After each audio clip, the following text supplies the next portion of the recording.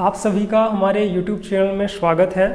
आज हम लोग पढ़ेंगे फर्स्ट ईयर का एक लास्ट टॉपिक है और इम्पोर्टेंट भी है, जिससे हर साल क्वेश्चन आते हैं अपने ITI फर्स्ट ईयर के एग्ज़ाम में। ये है फास्टनर। फास्टनर का मतलब होता है हिंदी में जिसको हम बोलते हैं बंधक, ठीक है।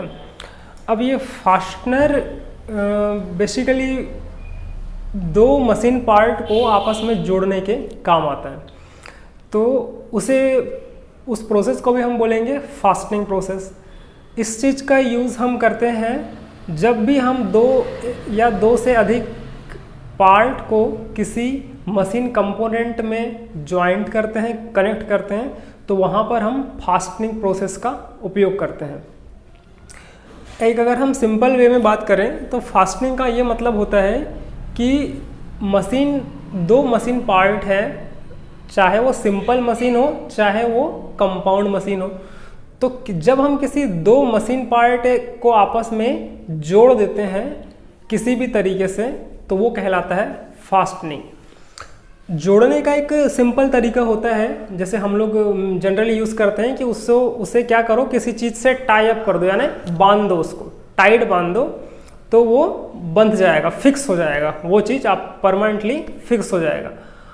पर उसमें हम क्या है, उसको मैकेनिकल यूज़ में उस फास्टनिंग यानी उस जोड़ को यूज़ नहीं कर सकते, क्योंकि जब वो मशीन चलेगी, ऑपरेट होगी, तो उसमें हीट भी जनरेट होगी और वाइब्रेट भी करेगा, यानी हिलेगा डुलेगा भी।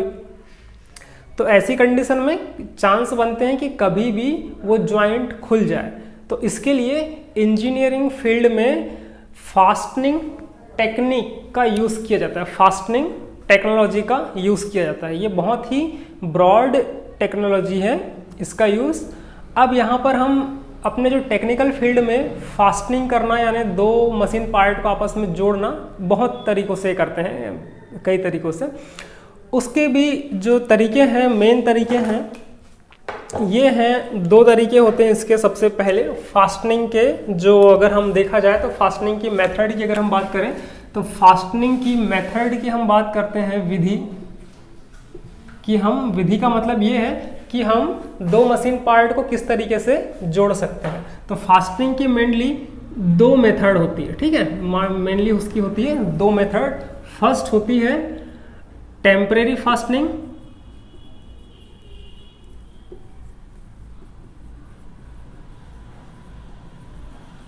और सेकंड होती है परमानेंट फास्टनिंग।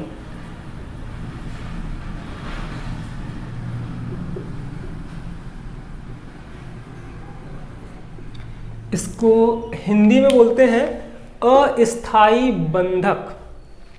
टेम्परेरी फास्टनिंग को बोलते हैं अस्थाई बंधक, और जो ये परमानेंट फास्टनिंग है इसे कहते हैं हम स्थाई बंधक। अब जैसे नाम से समझ में आ रहा है, टेम्परेरी फास्टनिंग और दूसरा है परमानेंट फास्टनिंग, ठीक है। मतलब कि टेम्परेरी यानी अस्थाई, कुछ समय के लिए है और कुछ समय के बाद वो नहीं है। टेम्परेरी का अगर हम सीधा मतलब देखें यही होता है, और परमानेंट का मतलब ये होता है वो हमेशा के लिए स्थायी है, इसका मतलब। अब हम देखते हैं यहाँ पर कि जो टेक्निकल फील्ड में टेम्परेरी और परमानेंट को हम यहाँ फास्टनर के केस में हम इसको कैसे डिफाइन करेंगे। तो ये तो टेम्परेरी और फास्टनिंग का मीनिंग हो गया, टेम्परेरी और परमानेंट का मतलब हो गया। पर जब अगर हम बात करते हैं इसको फास्टनिंग की मेथड में, तो टेम्परेरी फास्टनिंग और परमानेंट फास्टनिंग का मतलब क्या होता है। देखिए, जो टेम्परेरी फास्टनर होते हैं, टेम्परेरी फास्टनिंग की मेथड होती है, इसका मतलब ये होता है कि अस्थाई का मतलब समझ में आया है कि ये होता है अस्थाई। अब टेम्परेरी का मतलब ये है कि इसे हम जब चाहे तब ज्वाइंट कर लें और जब ज़रूरत ना हो तब इसे खोल लें। इसका मतलब सीधे सीधे यही मतलब होता है। टेम्परेरी अस्थाई फास्टनिंग का मतलब ये होता है कि अगर हम किसी मशीन पार्ट को हमको ज्वाइंट करना है, तो जब ज़रूरत है तब हमने उसको ज्वाइंट कर लिए, जोड़ लिए, और जब हमारी ज़रूरत नहीं है तब हमने उसको खोल भी लिए। तो इस तरीके से जोड़ने और खोलने में हमारा जो मशीन पार्ट है जिसको हम ज्वाइंट कर रहे हैं वो एज इट इज़ रहेगा, वैसा का वैसा ही रहेगा, और उस पर कोई भी इफेक्ट नहीं होगा, यानी जोड़ने के पहले जैसा था वैसे जोड़ने के बाद रहेगा।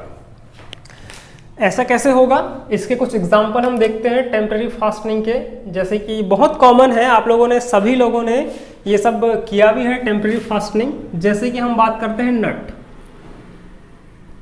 बोल्ट, नट हो गया, बोल्ट हो गया, ठीक है, स्क्रू,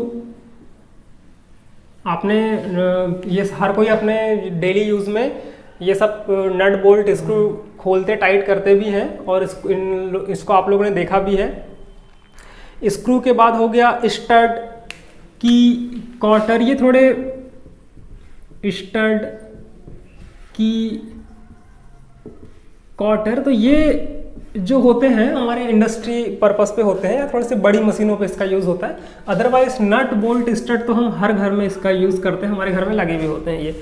फिर है स्टड, की, कॉटर, ये सब है, और कपलिंग, ठीक है, कपलिंग यानी जॉइंट करना। तो ये तो चलो स्टड, की, कॉटर तो थोड़ी देर के लिए छोड़ दो। सबसे पहले हम देखते हैं नट बोल्ट स्क्रू, इसी की बात करते हैं। तो इसमें क्या होता है, कोई भी मशीन कंपोनेंट होता है, आप सभी, ऐसा कोई नहीं होगा जिसने नट ना देखा हो, ऐसा कोई नहीं होगा जिसने बोल्ट ना देखा हो या स्क्रू ना देखा हो। ये सब चीज़ें आप लोगों ने हमेशा देखी भी हो, उसका यूज़ भी किया, ठीक है ना। अब इसमें क्या होता है, ऐसे कोई मशीन पार्ट रहते हैं, ऐसा कोई कंपोनेंट रहता है, ऐसा कोई भी चीज़ रहता है जिसको हम नट बोल्ट स्क्रू के थ्रू टाइट करते हैं, जोड़ते हैं, ठीक है ना।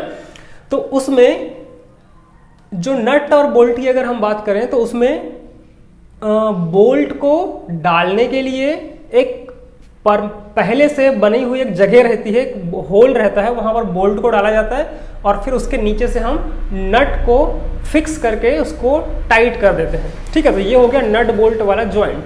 तो ये कोई भी ऐसा पार्ट जो हमारे पास जहां पर नट बोल्ट से उसको कसना है या टाइट करना है, तो कहीं पर भी हमको अलग से होल बनाना नहीं पड़ेगा, वो उधर से बन के ही आता है, ठीक है। जहाँ से आप कोई प्रोडक्ट खरीद के लाते हैं वहीं से होल बना हुआ आता है, सिर्फ अपने को इसको बोल्ट को डालना है और नट को उसमें टाइट करना है, ऐसा कुछ आता है। अब जैसे मान के चलिए कि आपको कभी इसको खोलना है, उस मशीन पार्ट से नट बोल्ट को खोलना है, तो आप क्या करेंगे, एक स्पैनर लेंगे, स्पैनर से नट को ढीला करेंगे और उसको बोल्ट को निकाल देंगे। यानी कि जब आपने उस मशीन पार्ट को टाइट किए, यानी उसको जोड़ दिए, ठीक है, तो और उसके बाद उसको जुड़े हुए भाग को आपने खोल भी दिए, तो इस जोड़ने और खोलने दोनों की प्रोसेस में आपका जो ओरिजिनल मशीन पार्ट है उस पर कोई इफेक्ट नहीं पड़ा, कोई प्रभाव नहीं पड़ा, वो पहले जैसा था वैसा अभी भी है।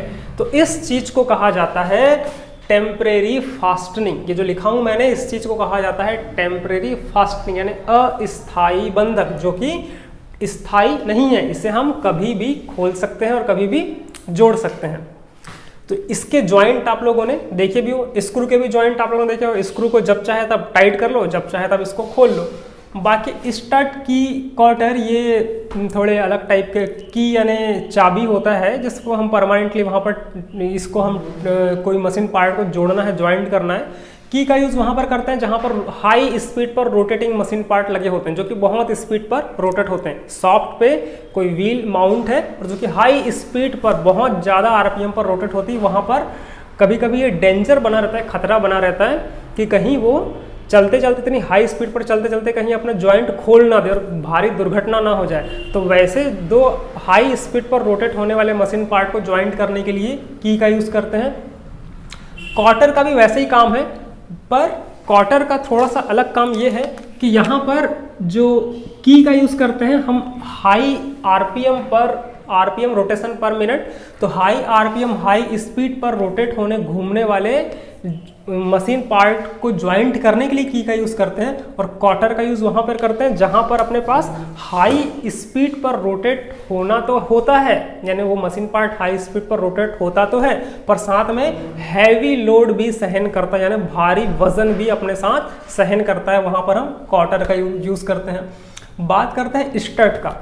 स्टड आप लोगों ने देखा होगा पर आपको ध्यान नहीं है कि वो स्टड ही है, ठीक है ना। जैसे आप लोगों ने बोल्ट देखे हो, तो बोल्ट में क्या होता है, एक साइड बोल्ट का हेड होता है, ठीक है ना, यानी उसका हेड बोले तो उसका सिर लगा होता है, और दूसरे साइड चूड़ियाँ बनी होती है। इस तरीके से बोल्ट का हेड होता है एक साइड में,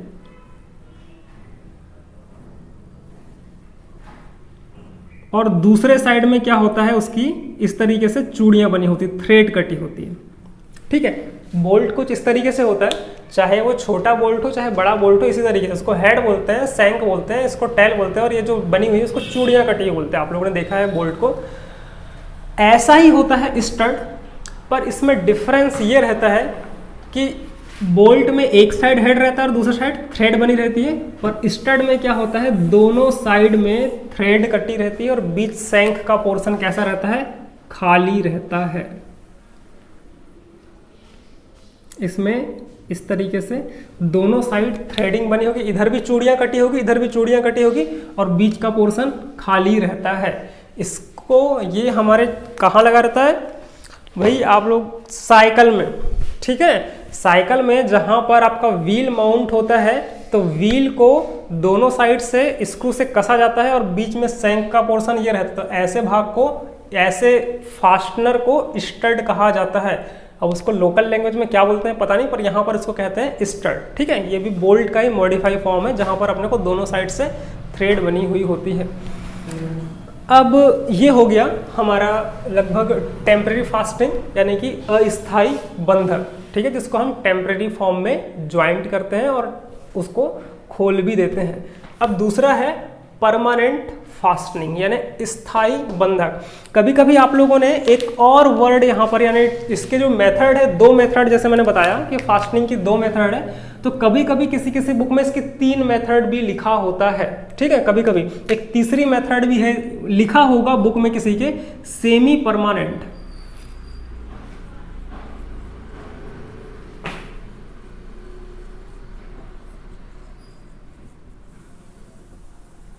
सेमी परमानेंट। ठीक है ना, एक ये भी आप लोग कुछ बुकों में, कई बुकों में एक वर्ड मिल जाएगा, इसके 2 के जगह इसके कई बुकों में 3 मेथड भी होती है, लिखा होगा उसके कि भाई टेम्परेरी फास्टिंग, परमानेंट फास्टिंग और सेमी परमानेंट फास्टिंग। ठीक है, जो परमानेंट फास्टिंग यानी सेमी परमानेंट, ना वो परमानेंट है ना टेम्परेरी है, दोनों के बीच की फास्टिंग के मेथड ये। तो आज की क्लास के लिए इतना ही। अगली क्लास में हम जो ये परमानेंट फास्टिंग है इसको कंटिन्यू करेंगे। ठीक है, आई होप कि आप लोग को ये टेम्परेरी फास्टिंग समझ में आया हो, क्योंकि बहुत बेसिक चीज़ है। हम लोग हर कोई अपने घरों में ये सब देखा भी होगा, नट बोल्ट स्क्रू और ये सब किए भी हैं। ठीक है, अब बात करते हैं परमानेंट फास्टिंग की, इसको हम अगली क्लास में कंटिन्यू करेंगे। तब तक के लिए आप लोग का धन्यवाद।